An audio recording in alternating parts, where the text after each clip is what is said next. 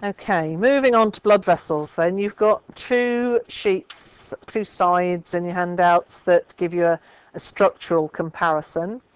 You've got one that starts with table 1411, comparison in structure of structure and function of an artery, capillary and vein. Underneath that you've got a little mini circulation. On the next side you've got a selection of cross sections through blood vessels, not to scale I seem to remember. Then there's a sheet that shows a little bit about valves and how veins work, and it then goes on to an overview of the circulation and a bit about tissue fluid and the lymphatic system, which we'll come back to next week.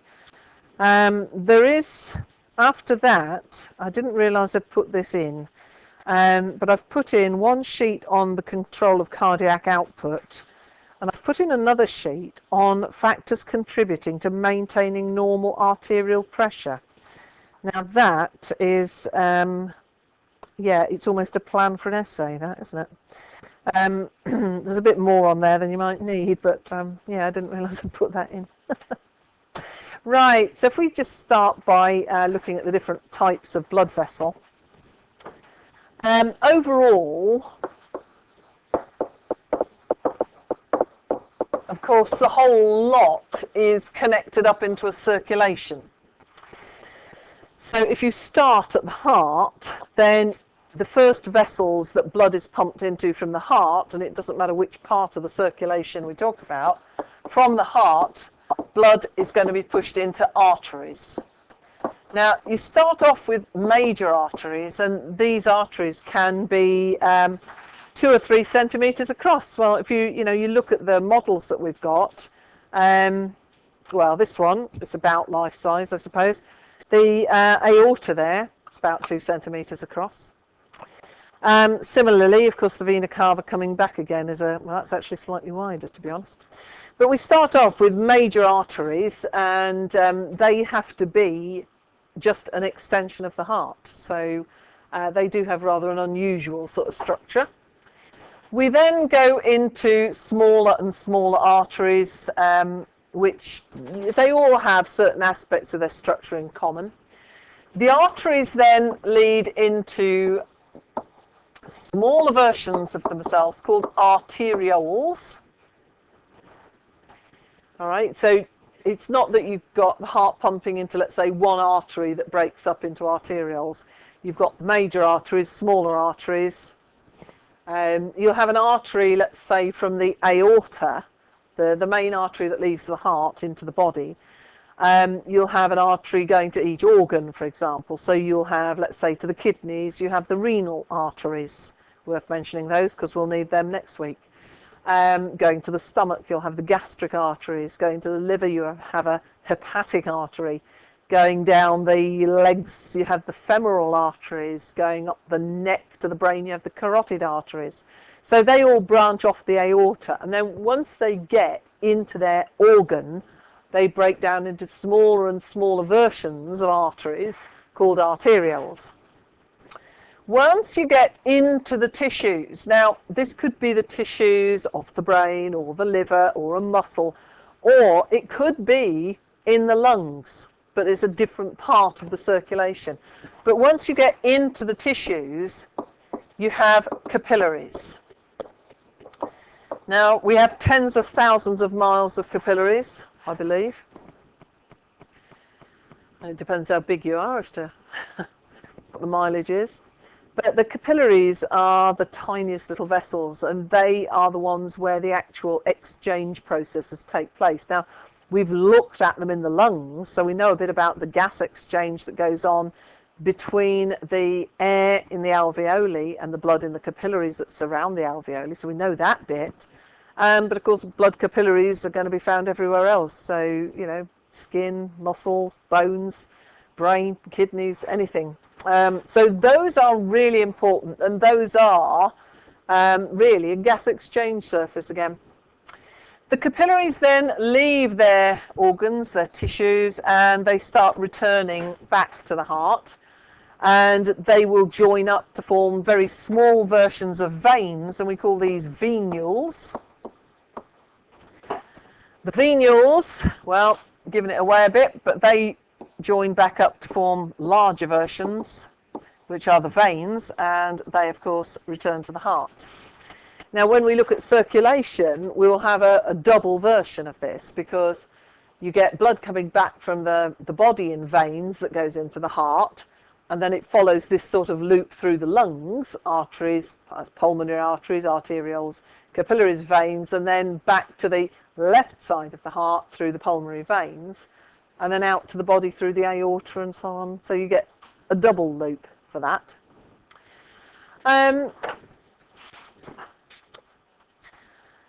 All right. Now you've got tables that make well, you've got a table that gives you a comparison of the structure of the three main vessels that we've got here. So you've got the arteries, the capillaries, and the veins in comparison. The heart, obviously, we've done anyway, but the arterioles and the venules, you can assume, are just sort of smaller, scaled-down version of the arteries and veins. But, you know, it's just important to realise that this is a continuous, completely linked sequence where you've got the, you know, one leading into the next, leading into the next. So it's not like that you'll suddenly get one type stopping and the next type starting. It's a gradual thing. So we've got key features then of arteries, veins, capillaries that we need to make comparisons of. So I'm going to do that now, and then we'll leave it at that, and then pick up on the joining them together tomorrow. No, not tomorrow, Wednesday. The first comparison that you've got is the direction of flow, really. And there will be a question on this on the exam, making a comparison between the vessels, I seem to remember. So that table is well worth putting on your revision list. Arteries then, without exception, arteries transport blood away from the heart. All right, so they all do. Wherever you've got an artery, it's come from the heart.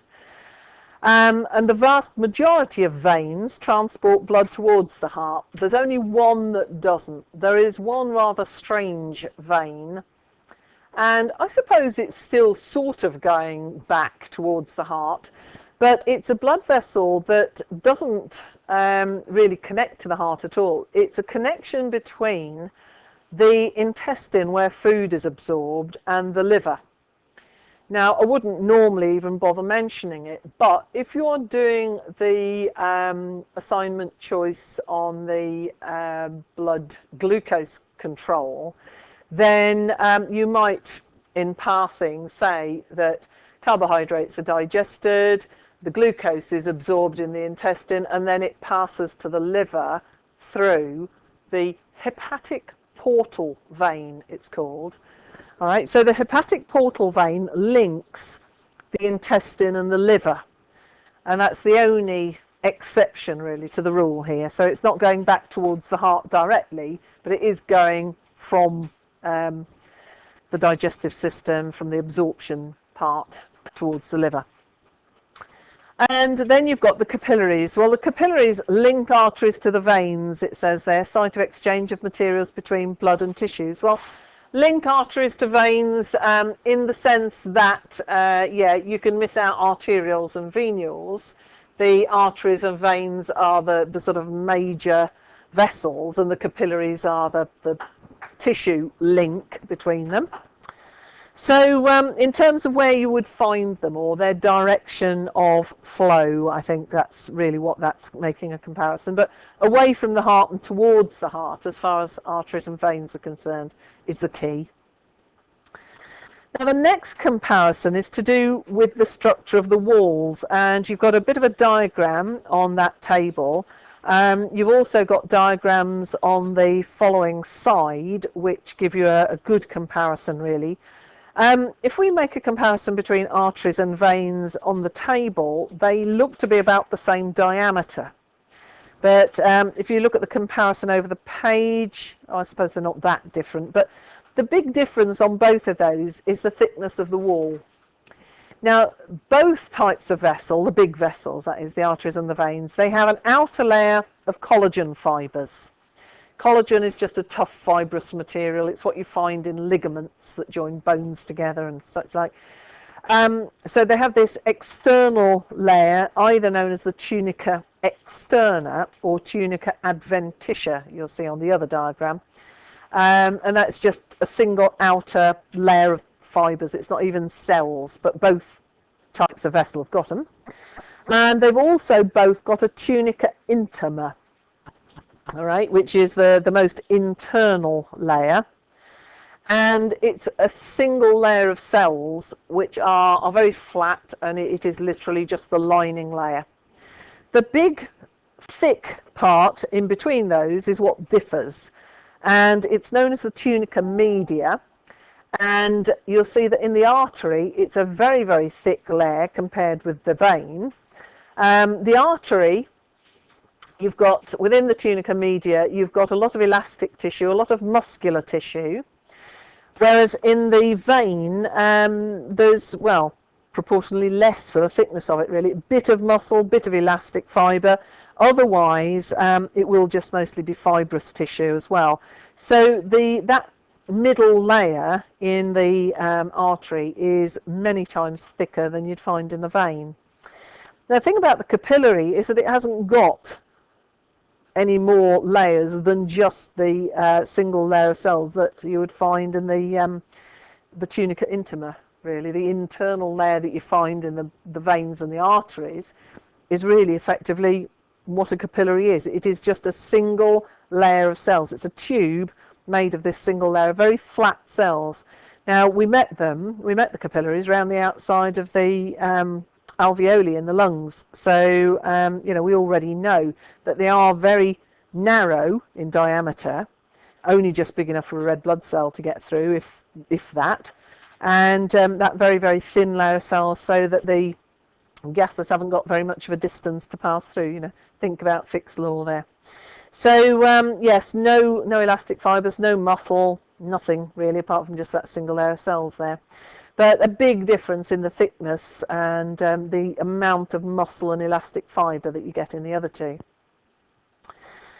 The next comparison is on valves. Now, arteries don't need valves because they've got the pressure of the heart just pushing the blood through them.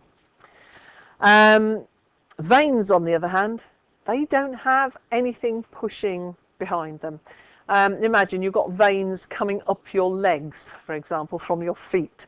There's nothing in your feet to push the blood back through those veins. Consequently, we have valves. Occasionally, those valves will give way, and the blood sort of it collects in almost like puddles inside the veins, and you get varicose veins. Yeah, so when the valves go in your leg veins, if valves go elsewhere, you can also get varicose veins as well. There are other places you get varicose veins. Hemorrhoids, piles, are essentially varicose veins, although not really veins. You can get them in the esophagus as well. So, strange places that can happen.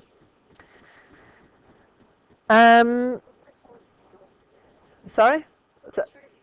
Piles from sitting on a cold floor. I think you'd be more likely to get piles from sitting on a hot radiator.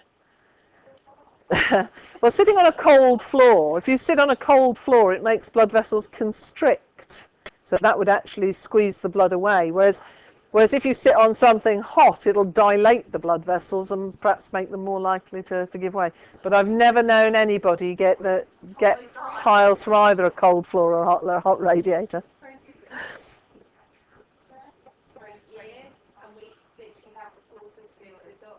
Mm. Very, very often, yeah. I mean, the symptoms are quite scary sometimes, I must say. All right, the other things that are compared, we've got pressure. Well, because arteries are taking blood from the heart, the pressure is going to be high, but it's described as high and pulsatile. Pulsatile means it's got a pulse. it goes up and then it goes down pressure-wise, doesn't it? As the heart pushes the blood into the arteries, the pressure rises. As the heart relaxes, the pressure falls. So the pressure in an artery will pulse.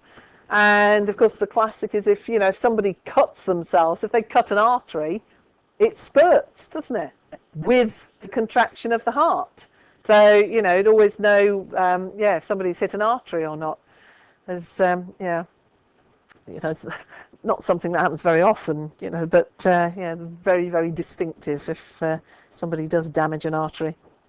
The vein, on the other hand, very, very low pressure because it's just trickling out of the tissues, really. And there's no pulse in a vein, no pulse at all, because there's no heart attached to the pushing end of the vein. So very low pressure, doesn't pulse. And as the blood goes through the capillaries, I didn't mention they don't have valves, but fairly obviously they won't. But as the blood goes through the capillaries, the pressure will fall because you're pushing it into narrower and narrower little vessels. So the blood is making more contact with the walls of the vessels. There's more friction. So the pressure starts to fall, it slows down, and lose the pulse pretty much as soon as the blood gets into capillaries. We've then got a comparison between the speed and the volume, the next two. In an artery, you've got rapid flow but low volume. Compare with the vein where you've got slow flow but increased volume. And if you look at the cross sections of the blood vessels there, you can see that the space in the middle that's labelled lumen is quite small on the artery but big on the vein. And it's because the arteries and veins, of course, are carrying the same amount of blood, because you've got to have the same amount coming back to the heart that you pumped out in the first place, don't you? But because the blood flows more slowly through the veins, you can take more volume. So again, it's almost like P1 V1 and all that, but it's not this time. It's flow. But you could think of the flow as being perhaps like the pressure in a way. So high flow, low volume at a time. But with the vein, it's slow flow or low flow and higher volume at each, any given point in time. And of course, as you're pushing the blood through the capillaries, the flow will slow down, and just the sheer mileage that we've got of the capillaries means that that's actually where most of our blood is at any given time. It's just going to be sitting in our capillaries or just moving along quite slowly. So very high volume actually in the whole capillary network, but any given capillary, of course, is only going to contain a tiny amount, but we've got such a massive quantity of capillaries. And then in terms of the type of blood, in arteries you have all the blood's oxygenated except the pulmonary artery, of course, that's going from the heart to the lungs. All right, it follows the rule that it's an artery because it's leaving the heart and going somewhere. So pulmonary artery is definitely an artery, but because it's taking deoxygenated blood to the lungs, it's a bit of an exception. And of course, similarly, coming back, blood's deoxygenated in veins apart from the pulmonary vein. And then you have a rather odd sort of description for capillaries, which is the only thing I don't like on here, really. Mixed. Yeah, it's not mixed, is it? Mixed oxygenated and deoxygenated blood. Well, I would say it changes, really, wouldn't you? If you think about it, you're going to push oxygenated blood into a capillary network, but you're going to get deoxygenated coming out. It's not that, it just mixes, is that there's a change from oxygenated to deoxygenated.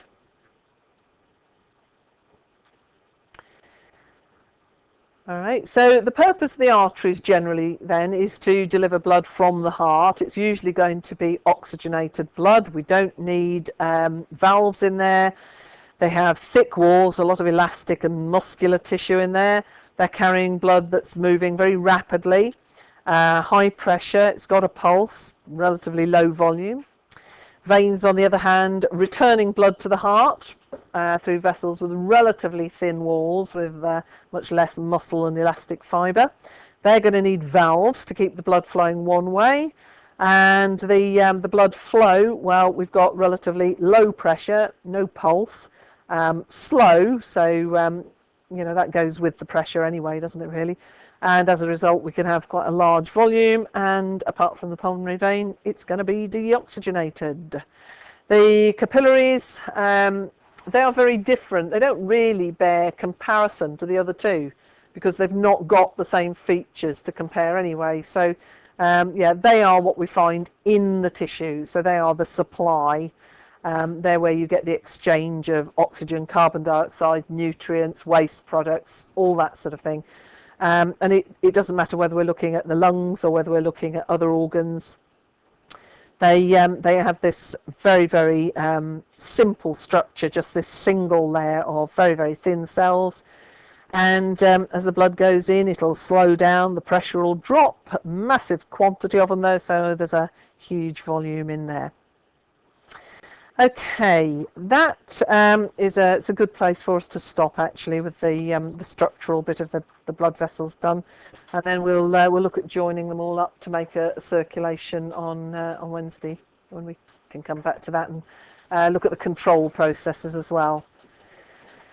All right.